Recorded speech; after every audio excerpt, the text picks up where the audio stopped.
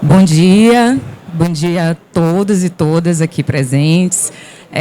Quero começar o dia agradecendo essa plateia que está aqui, que se interessou por esse debate. Também ao pessoal que está assistindo a gente pelo telão aqui do stand e pelas plataformas audiovisuais. A gente hoje tem a honra de receber o diretor de Estudos Econômico-Energéticos e Ambientais da empresa de pesquisa energética. É quase um trava-língua, né? Esse Tiago Ivanovski, obrigada por ter aceitado o convite.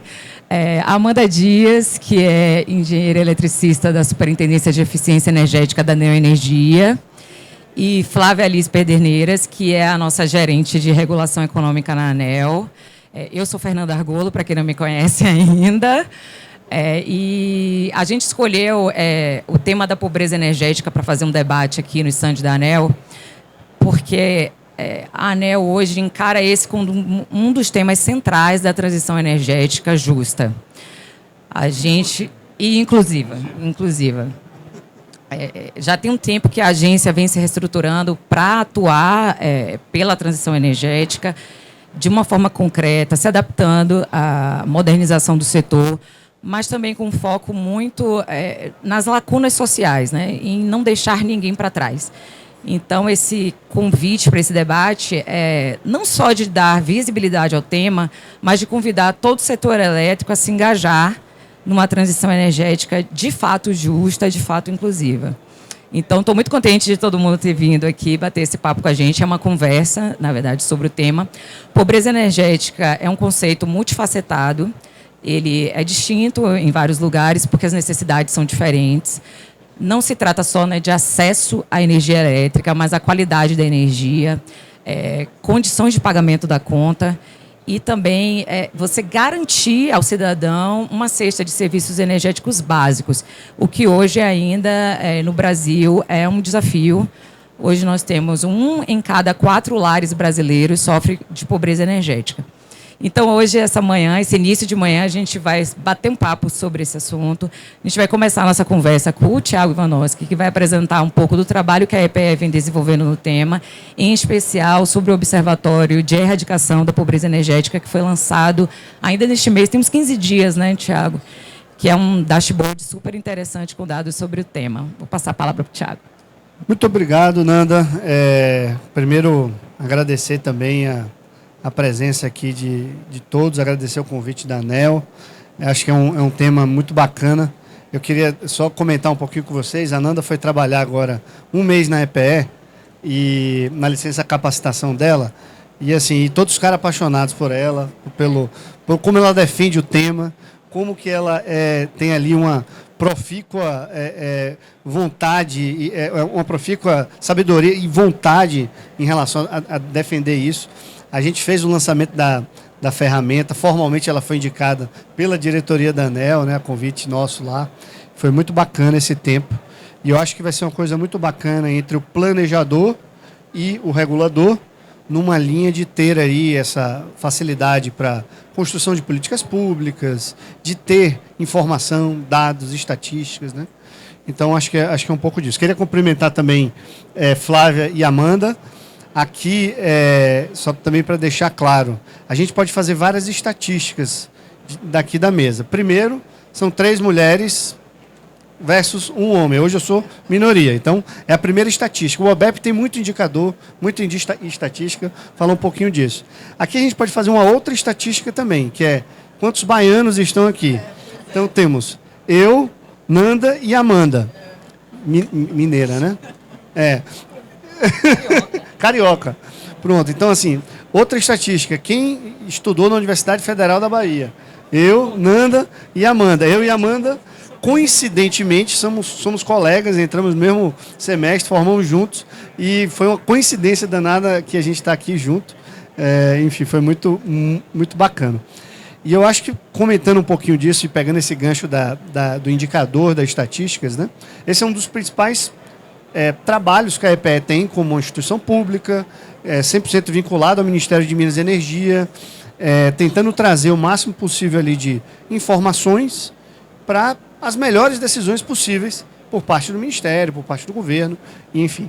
Claro que também tem um range bem grande de atividades que a gente faz, que é para a sociedade como um todo, o OBEP é uma delas, nessa linha mais uma vez, Observatório Brasileiro de Erradicação da Pobreza Energética, né, que é nosso tema, mas a gente tem uma série também de outras vertentes, enfim. Vou falar um pouquinho aqui do que a EPE vem fazendo no tema, né?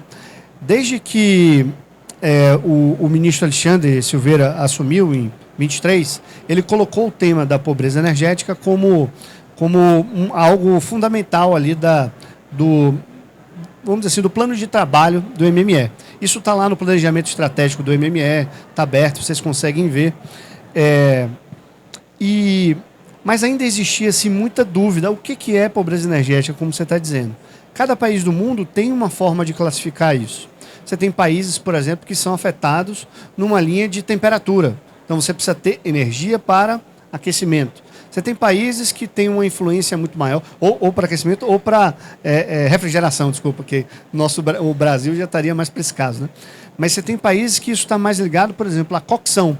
Então você tem como é que você cozinha seus alimentos, né? Então, beleza, eu cozinho por lenha, mas a lenha não é tratada, eu pego qualquer lenha que pode liberar alguns gases, isso ser ruim, inclusive, para a sociedade como um todo. Então, a gente buscou, Nanda, em 23, primeiro fazer foi no dia dos 20 anos da EPE, exatamente do dia da lei que criou a EPE, 20 anos lá, a gente lançou esse relatório, para tentar trazer um nivelamento de o que é um pouco disso, as experiências internacionais que existem. Então a gente trouxe lá exemplo do Chile, do Chipre, do Canadá, tem mais alguns lá, não me lembro aqui de cabeça, mas para tentar trazer isso para o Brasil, né? Para tentar refletir a partir das experiências internacionais, ver isso adequa ao Brasil ou não adequa, né? Então, enfim.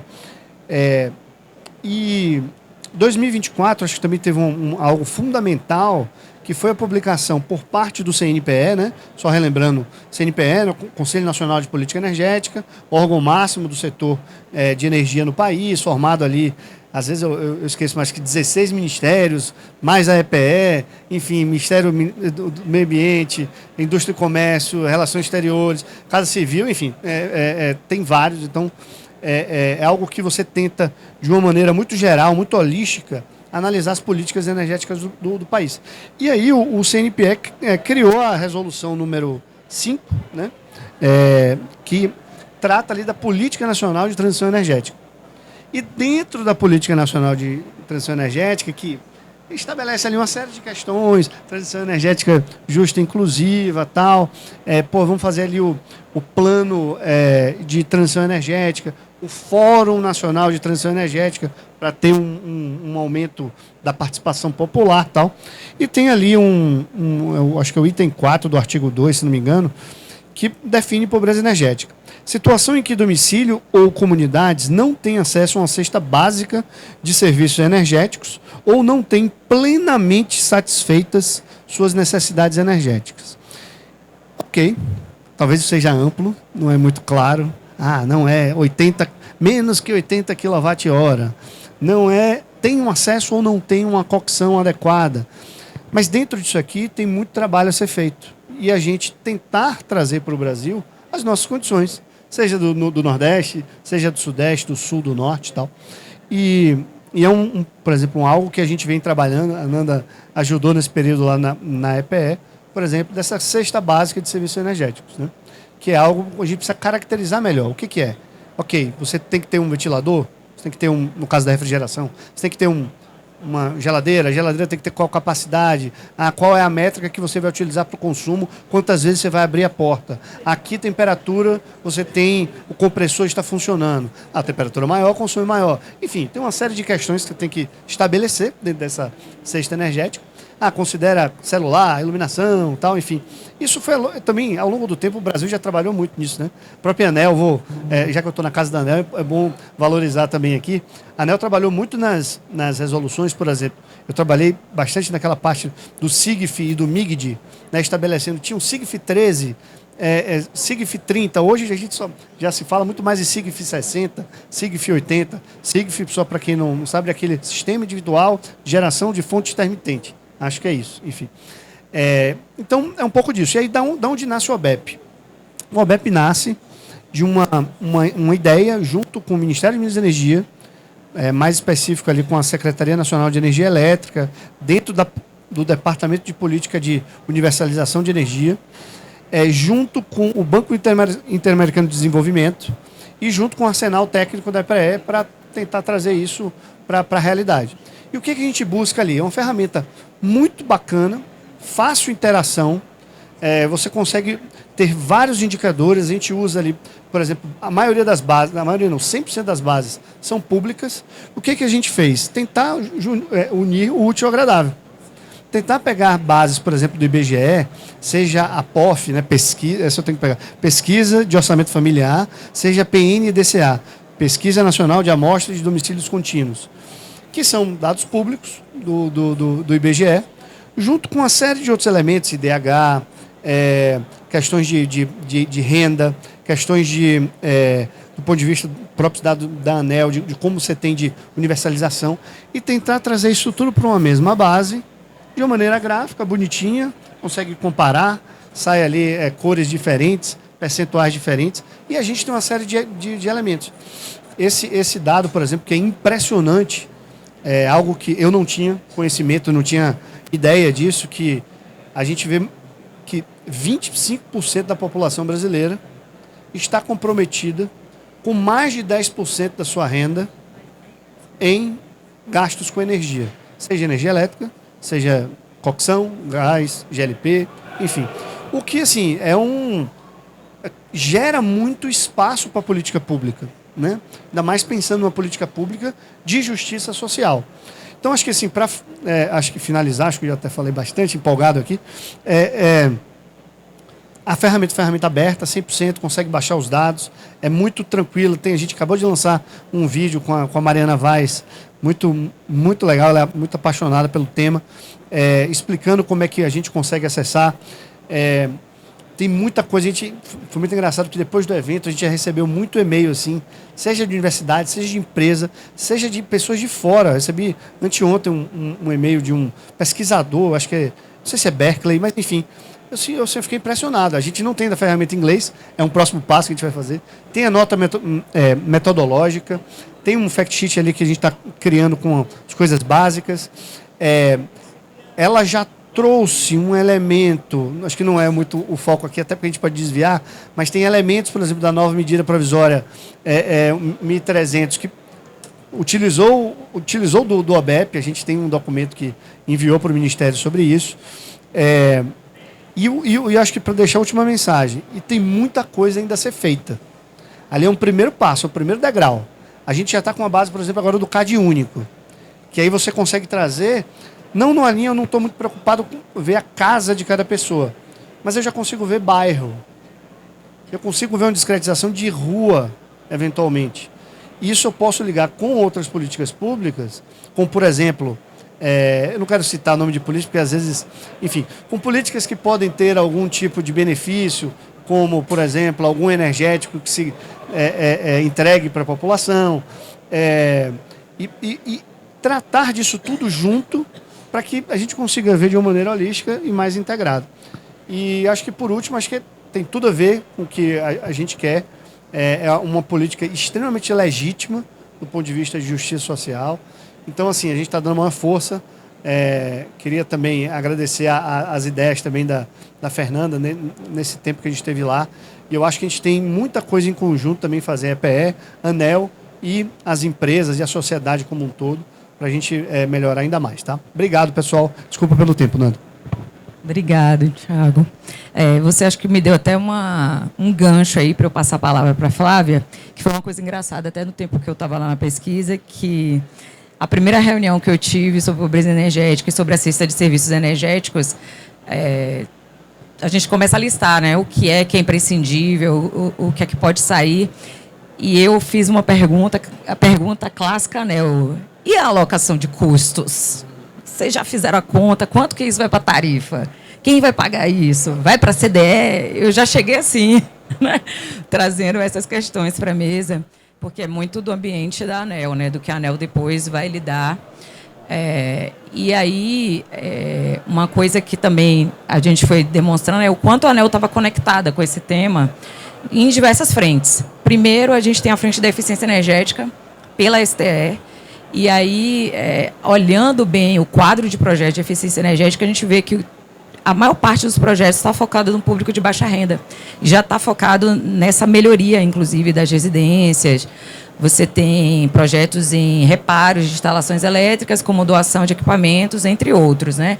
Agora, mais recentemente, acho que a Amanda depois vai apresentar para a gente essa inserção de fontes renováveis, combinando ali para você ter resultados. E aí a gente vai para um outro tema que nos é caro, né? Que é o da justiça tarifária. Então, a ANEEL pensou assim, não é só isso, não é só a parte de eficiência. A gente tem uma estrutura tarifária que foi construída lá atrás, né, num tempo histórico, com um modelo rodando, mas hoje a gente precisa aperfeiçoar isso. E começou a fazer uma série de iniciativas. E aí eu vou passar para a Flávia exatamente contar para a gente um pouco dessas iniciativas e dizer como é que a ANEEL está pensando esse caminho aí de justiça tarifária. Bom, então, bora lá. Obrigada, Fernando. Vamos mudar o sotaque agora. Não sai do sotaque da Bahia, vamos pro sotaque do Rio agora. Bom, como é que a ANEEL, então, ela está inserida nesse contexto aí da justiça tarifária, né? Eu vou trazer aqui um pouco, né, o contexto lá da nossa agenda regulatória. Na agenda regulatória 24, 25, a gente está com atividade de modernização tarifária, né? Então, como a Fernanda falou, a tarifa, né, que a gente tem, ela reflete um uso da rede que não existe mais, né? O uso da rede mudou, né? A gente tem aí tem consumidor que está gerando a própria energia, que está injetando na rede, a gente tem uma maior presença de climatização, né, que não existia isso há 20 anos, isso pesa muito, né, no uso da rede, muda muito, né, o formato ali da curva de carga, enfim, né, os veículos elétricos. Então, a gente precisa atualizar essa tarifa que a gente tem hoje, né? A gente precisa dar um sinal de preço, né, que seja adequado, que reflita ali esse novo uso da rede, né? Então, nós temos aí o contexto da modernização tarifária.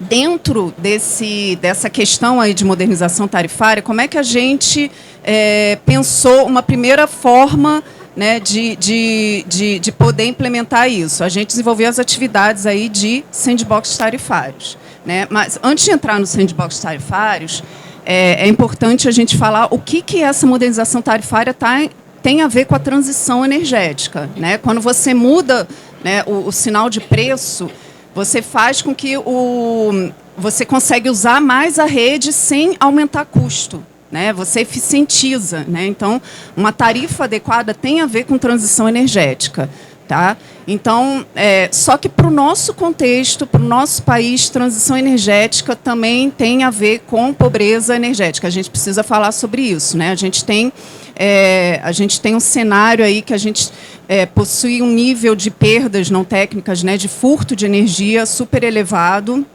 né, um índice de inadimplência super alto, né? Então, quando a gente fala de transição energética no Brasil, a gente precisa falar sobre pobreza energética, e aí entra, dentro desse contexto de modernização tarifária, a justiça tarifária. Nessa atividade de modernização tarifária, nós desenvolvemos os sandbox tarifários, que são projetos pilotos, onde as distribuidoras trouxeram seus projetos e vão testar isso com um determinado número de consumidores para ver o que funciona, né? O resultado desses sandbox tarifários vai nos ajudar a atualizar a tarifa. Porque tarifa é aquela coisa, o consumidor ele precisa aceitar a tarifa, ele precisa entender minimamente como funciona para poder reagir ao sinal. Então, o país ele é diverso, a gente possui diversos... as áreas de concessão são muito diferentes, os climas são diferentes, né? O nível social é muito diferente entre as concessões. Então, cada distribuidora tem ali as suas particularidades. Então, a gente espera que o resultado desses sandbox tarifários vai nos trazer ali insumos para a gente modernizar, para a gente atualizar essa tarifa. especificamente a respeito de 2 sandboxes que estão sendo desenvolvidos, que tem bastante a ver com essa questão de justiça tarifária. Então, um deles testa pré-pagamento. Pré-pagamento é algo bastante importante, porque o consumidor ele consegue prever ali, ele consegue gerir melhor o uso da energia dele, né? Então, isso tem a ver com justiça tarifária. E tem outro que vai testar tarifas diferenciadas para áreas de elevada complexidade socioeconômica, né? Então, assim, tem todo um contexto, tem todo um background aí, né, conceitual a respeito de tarifa que não envolva subsídio propriamente dito, né, porque o subsídio ele é quando a tarifa não cobre o custo marginal, né, o custo de você prover 1 kW a mais, né, para o consumidor. Então, assim, o consumidor pagando o custo marginal dele, então a gente não está mais falando de subsídio, né? Então, assim, a gente descobrindo qual é esse custo marginal, a gente consegue começar a diferenciar as tarifas, né? E estabelecer assim, a tarifa que o consumidor nessas áreas consiga pagar, e sempre levando em consideração a sustentabilidade, né, da distribuidora, porque isso também, né, a ANEEL, a gente tem que equilibrar os pratos ali, né? A gente tem que ver o que o consumidor consegue pagar e manter a sustentabilidade, né, econômico-financeira da distribuidora. Então, no momento, estão sendo desenvolvidos esses sandboxes. Nós estamos ansiosos aí para ver como que esses sandboxes, como que o consumidor vai reagir, o que ele consegue trazer esses consumidores aí para a formalidade, né, para conseguirem pagar a sua fatura. E à medida que eles começam a pagar a fatura, né, que eles ficam formais, eles também podem começar a demandar maior qualidade, né, porque não é só suprir, não é só você levar energia para esse consumidor, é você também aumentar a qualidade da tarifa que está sendo fornecida. Então, você traz a formalidade, você também traz mais direitos, né, mais capacidade desse consumidor começar a demandar uma maior qualidade ali para o serviço. Então, acho que é isso. Obrigada. E agora a gente vai chavear novamente o sotaque para a Bahia. Voltamos para o grande estado. E eu acho que a Flávia tocou num ponto que é muito caro às distribuidoras. É um desafio, né, Amanda? Trazer esses 2 pontos. Conciliar a eficiência energética, fazer os projetos, mas também acho que trazer o consumidor informal, o consumidor não regularizado para uma situação, inclusive, de cidadania, né? A gente, na ANEEL, tem visitado alguns projetos pelo país, e um dos relatos mais fortes da gente, dos consumidores, é de se sentir cidadão. Voltar a fazer parte, assim, a ter um comprovante de residência sendo uma conta de energia elétrica. Assim, é bem importante isso, o quanto essas pessoas, muitas vezes, estão se sentindo marginalizadas, né? Fora de qualquer esfera de atuação do Estado. E aí eu passo a palavra para você contar um pouco do projeto e quais as ações, assim, quais são os desafios que as distribuidoras, assim, do Grupo da Energia têm enfrentado aí nessa seara de pobreza energética. Bom dia. Muita coisa para falar. Segura os baianos, que os baianos falam muito. Primeiro, agradecer o convite em nome do Grupo da Energia. É um prazer muito grande para mim estar aqui falando sobre esse projeto, que eu tenho muito orgulho de ter participado. E é um prazer rever meu colega, que eu nunca vejo, mas vi aqui no palco ilustre desse, na ANEEL. Então, vamos lá. Eu não sei se está passando as fotos, mas vou falar sobre o projeto Mané Dendê, né? Esse projeto foi implementado no âmbito do PE da Neoenergia Coelba, que é o Programa de Eficiência Energética regulado pela ANEEL. É um projeto baixa renda, onde foram instaladas 13 usinas solares fotovoltaicas, com potências entre 13 e 19 kWp, que totalizam 178 kWp, num condomínio residencial, Minha Casa Minha Vida, localizado no subúrbio de Salvador. Só para contextualizar, essas famílias que são moradoras hoje desse condomínio, elas foram reassentadas. Elas moravam à beira do rio Manedendê. Então, a prefeitura fez um projeto imenso de requalificação urbana, né, recuperação da bacia do rio e reassentou as famílias em vários tipos de moradia. Uma dessas é esse condomínio. A prefeitura aportou a parte que seria relativa aos moradores, porque é um condomínio Minha Casa Minha Vida, e o restante é subsídio do governo federal. Então, são famílias que foram colocadas numa nova realidade. Já começa aí, porque isso vai implicar em algumas das nossas dificuldades ao longo do projeto. Esse sistema solar de 178 kW foi enquadrado na modalidade EMUC, empreendimento com múltiplas unidades consumidoras, que nos trouxe a facilidade de não exigir uma associação, né? Mas nos trouxe também a limitação que foi oportuna para a gente, porque foi um projeto piloto no sentido do primeiro, né, do programa do Grupo Neo Energia, que as unidades consumidoras que podem ser beneficiadas são as integrantes do EMUC, ou seja, geograficamente localizadas naquele condomínio, que são quem? 15 unidades do condomínio, os 13 blocos, cada bloco é uma unidade consumidora geradora, mais 2 unidades, que é um castelo d'água, que abastece, né, aquelas famílias de água, e uma unidade consumidora de área comum, né, é um centro de convivência, quiosque.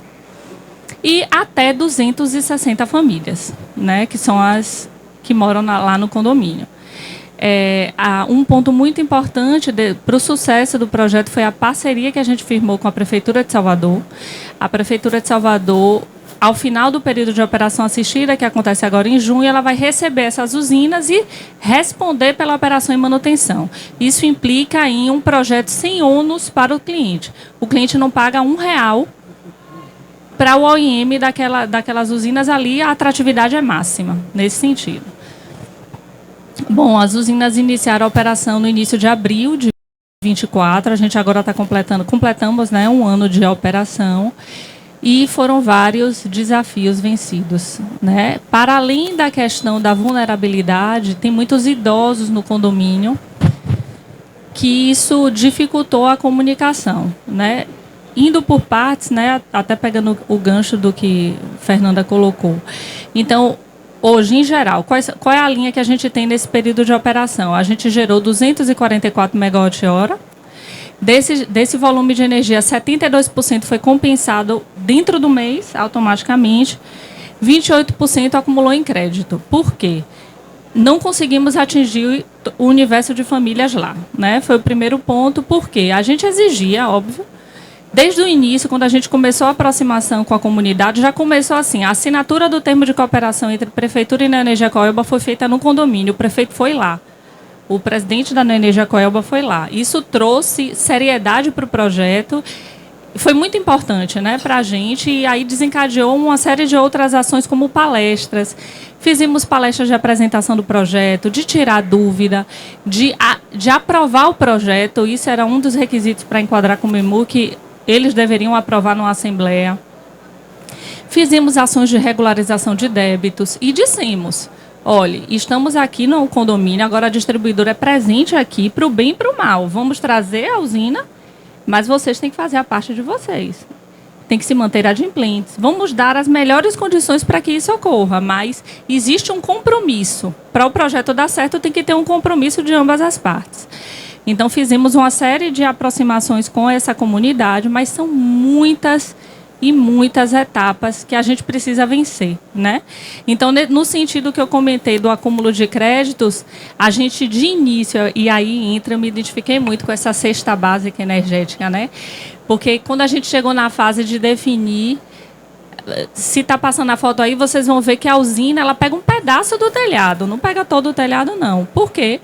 A gente entrou numa dicotomia de vamos prover essas famílias de energia, mas vamos entregar o necessário. Não vamos incentivar consumo, é eficiência energética. Vamos sair daquele conceito que a classe média alta tem de vou colocar usina, vou instalar ar-condicionado em todas as casas. Isso é um horror, enfim.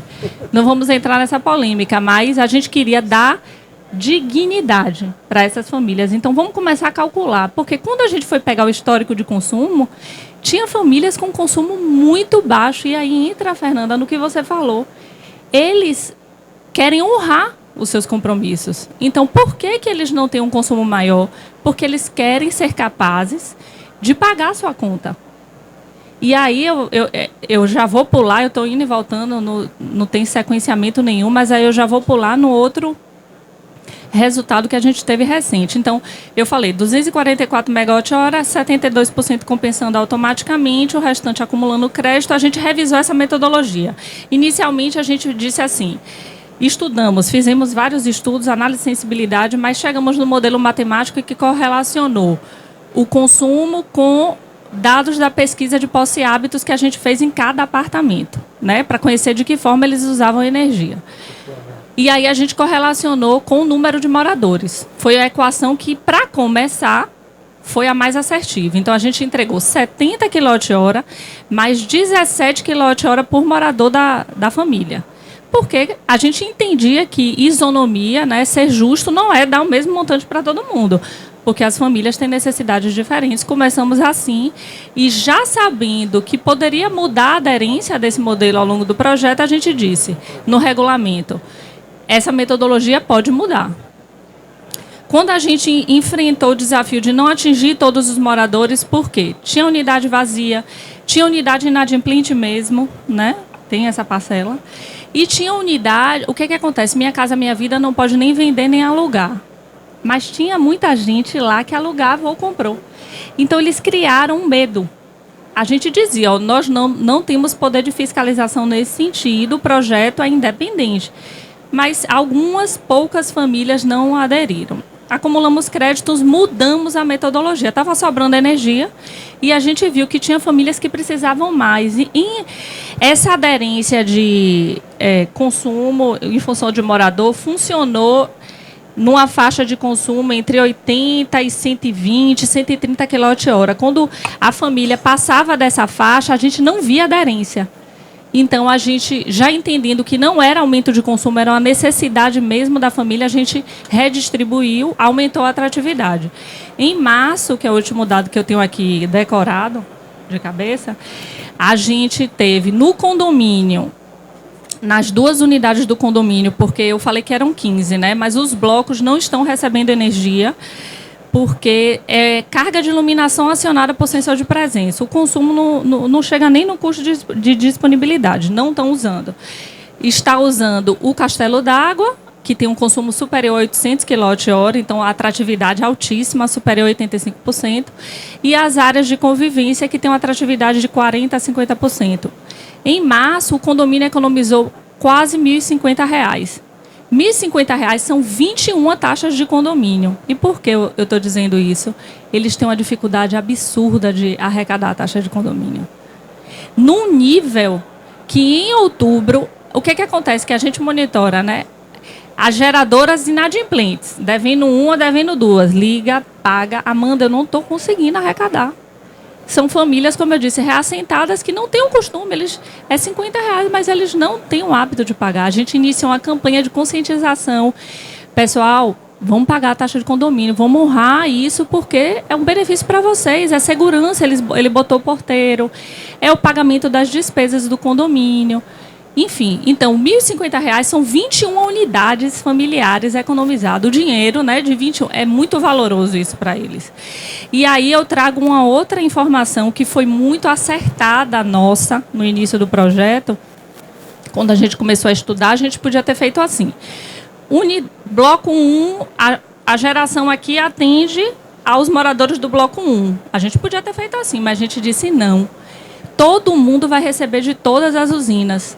Porque criou um compromisso de todo mundo se responsabilizar por todas as usinas. E não é... eu pulei.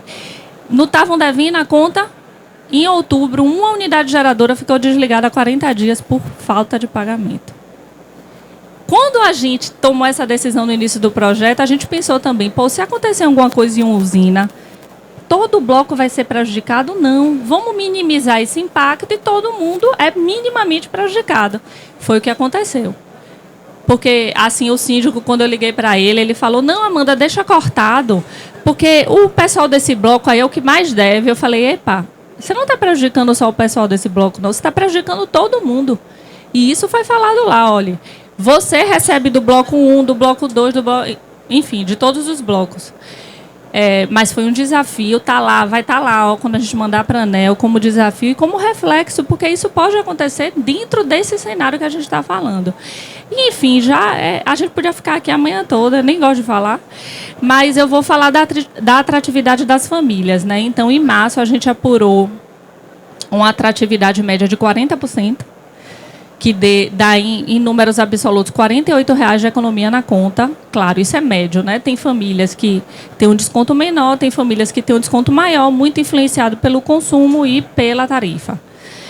E aí a gente fez uma pesquisa para entender de que forma o projeto afetou esse dia a dia. Eu pedi uma pesquisa para o nosso agente. A gente tem praticamente um agente Coelba lá dentro, que, né, é uma pessoa conhecida, eles se sentem mais confortáveis em conversar com ele.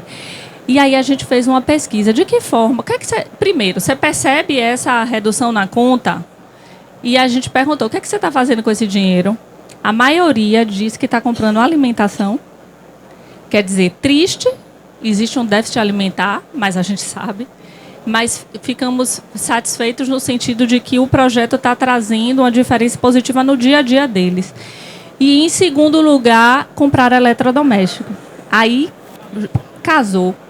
A nossa suspeita é de que muitas famílias têm um consumo pequeno porque não têm condições de honrar, está aí. O eletrodoméstico é a mesma coisa de um carro caro. A gente compra, a gente divide, parcela em 40 vezes. Mas e a manutenção e o custo da energia? Então, em segundo lugar, foi eletrodoméstico. O segundo passo da pesquisa é saber que eletrodoméstico foi, né? E entender de que forma é isso. Mas tá aí, é verdade. Tem famílias, claro, são nichos de perfis de família, mas tem famílias que elas querem honrar com a conta. E se elas não são capazes hoje, na condição que estão, de honrar, eles abrem mão daquele conforto que a energia traz. Então, esse projeto contribui muito com essa questão de, né, trazer a sustentabilidade, uma fonte renovável, mas a gente permitiu que essas famílias acessassem o sistema de compensação de energia elétrica. Isso aí não tem preço, não. A gente está muito feliz internamente dentro da superintendência. Estamos estudando outra metodologia. Eu, Amanda, quero testar todas. Quero fazer autoconsumo local e aí SMP me deu uma sacudida, porque eu vou ter que repensar 80 kWh isento. Eu quero testar a geração compartilhada, com sistema isolado, com geração compartilhada, né? Não isolado num local. Enfim, a gente vai testar para ampliar esse benefício para outros clientes. Obrigada. Muito obrigada, Amanda. Excelente o seu relato. Eu já estou com 1 milhão de perguntas aqui, porque a gente fica sempre... Quando a gente tem acesso a esses projetos, né? Acho que a EDP tem um projeto parecido, similar, em Ferraz de Vasconcelos. E uma das coisas que a gente se pergunta muito é a capacidade de escalar. Porque isso, dentro de projetos de eficiência energética, vocês... Pelo que você está relatando aí, você faz um atendimento muito personalizado daquela comunidade. E aí é um desafio para a gente, acho que no planejamento, na regulação, é pensar como eu posso tirar pontos daí, mas fundamentar, oferecer subsídios para uma política pública que a gente consiga implementar, né, um projeto mais nessa linha. Pelo que eu entendi, eu só queria reforçar esse entendimento com você. Vocês têm resultados no sentido de zerar a inadimplência mesmo, de quase não ter mais ninguém com dívidas dentro do projeto, né, de conta. Eu acabei nem falando da inadimplência, mas a gente tinha lá um IAR antes do projeto, que é o Índice de Arrecadação. Ele relaciona as faturas pagas e as faturas emitidas e vencidas. A gente tinha um IAR lá de 82% antes do projeto e hoje a gente já subiu para um patamar de 94%. A inadimplência, que é as contas pagas em dia, saiu de 67% para 77%. Eles pagam muito com atraso, né? Mas é o pagamento. Zerar é o ideal, não sei. Né? Dentro daquele universo e perfis familiares, tem um perfil que não quer o projeto, que não paga, que, enfim. Mas a gente quer aumentar. E a escalabilidade é uma dor de cabeça. Hoje, esse projeto... No conforto dele ser piloto, ele está ali. A distribuidora está cuidando dele, a eficiência energética, com todos os olhos para mapear todas essas dificuldades e poder prever. Mas a gente quer escalar, e para escalar a gente precisa ter essa independência, né? Que aí como é que a gente não vai gerar custos para o cliente, para que isso seja atrativo, para que ele honre com suas contas. Enfim, aí são muitos outros desafios que também, dependendo do modelo, a gente vai ter que enfrentar, sim. Joia, obrigado. Deixa eu olhar aqui para a produção. Eu ainda tenho tempo? A gente ainda tem tempo?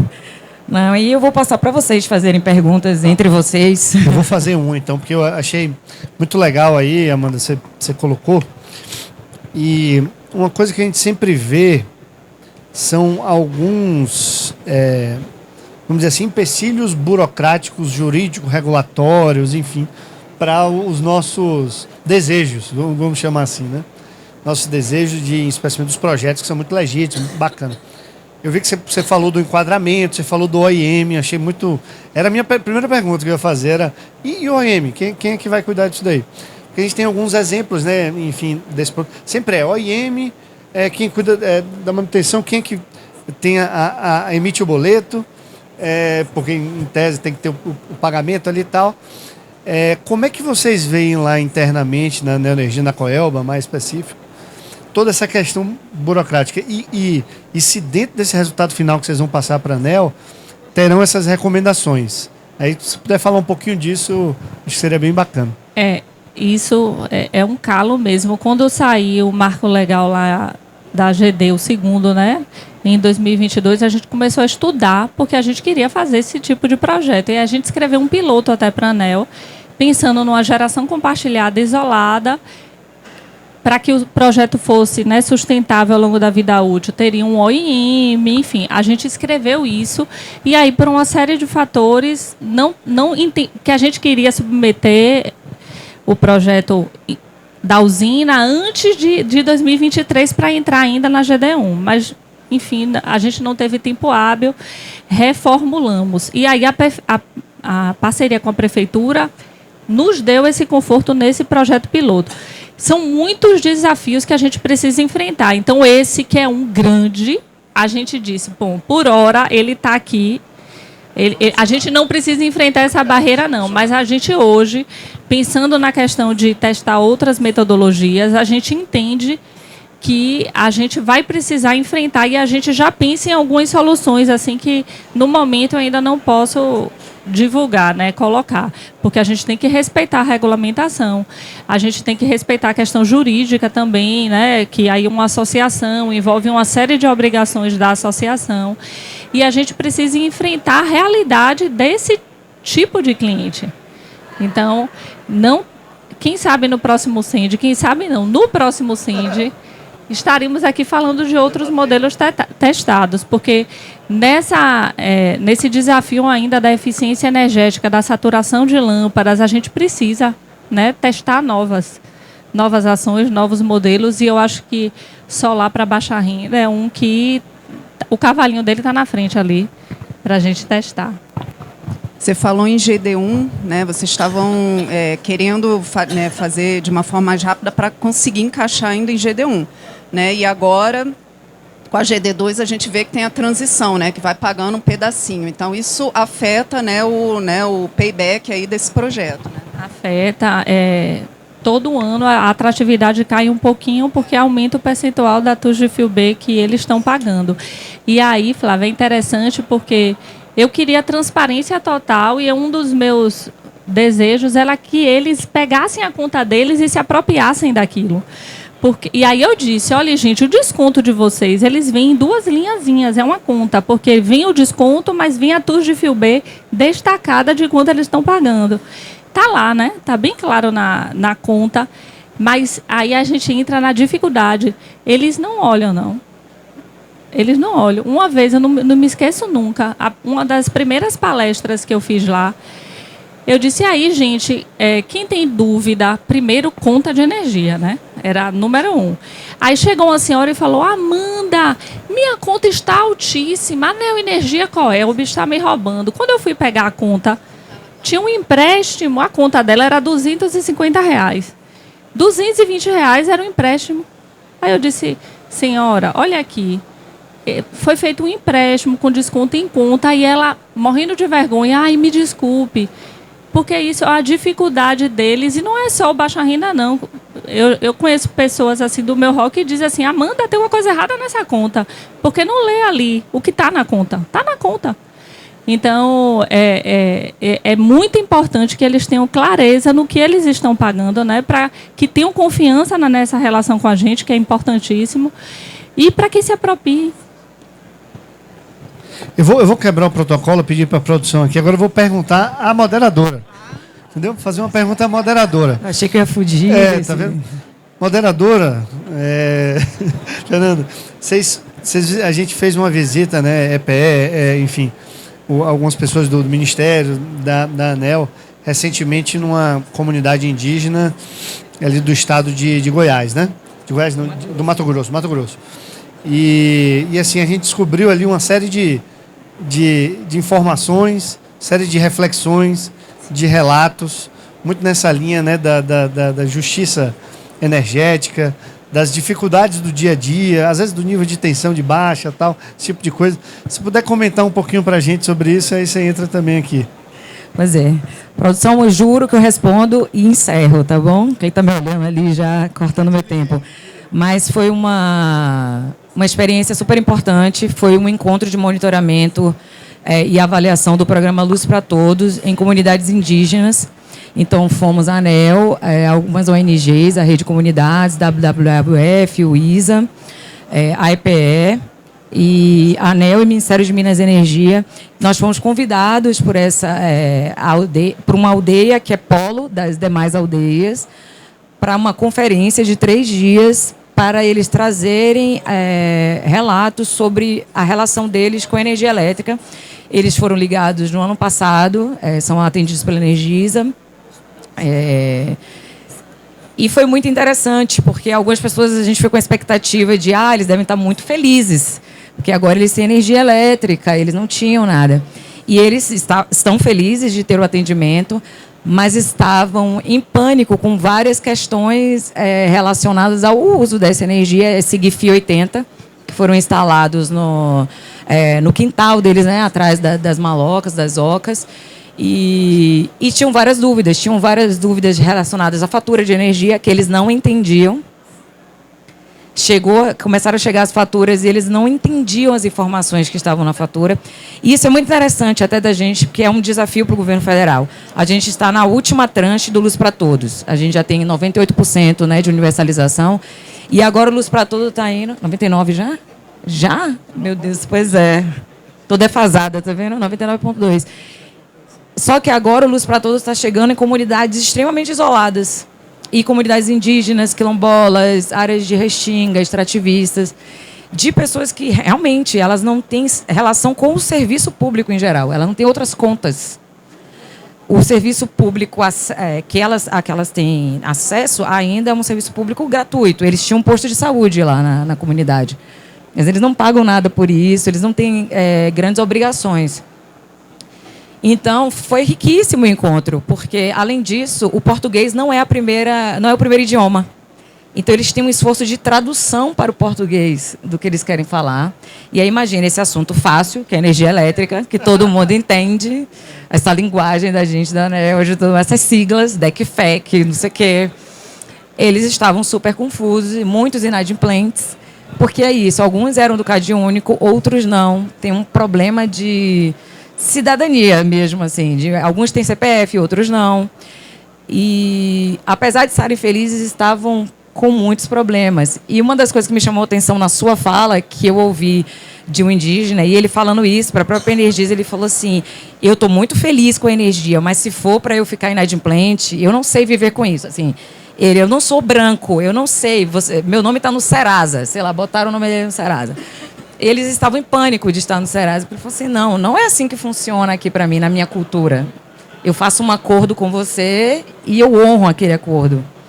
Então, para eles, ter o serviço era importante, mas eles queriam estar cientes, queriam saber fazer a manutenção do equipamento do SIGFI, porque nem todo mundo pode entrar na aldeia a toda hora, tem que ter uma autorização da FUNAI, então a manutenção é difícil, chegar lá é difícil.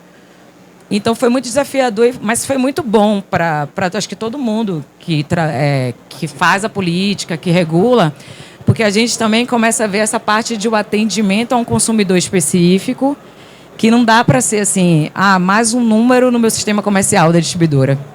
A própria distribuidora falou assim, nossa, eu falhei, porque eu não entendi essa especificidade, né? Eu fui para um atendimento e acabei incluindo ele como um consumidor comum, e não é.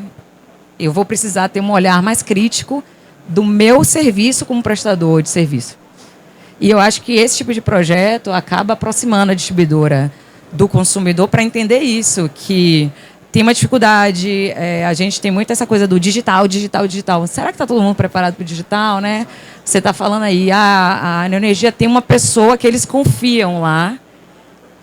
A gente, no Brasil, a gente ainda tem muito essa relação comunitária, assim, de pessoas que a gente confia, de rostos de confiança. Então, é importante, assim. Mas foi muito rica essa experiência. Obrigada por ter perguntado. E obrigada a todos que ficaram aqui com a gente, que participaram do debate. Foi muito bom, muito rico. Obrigada a vocês.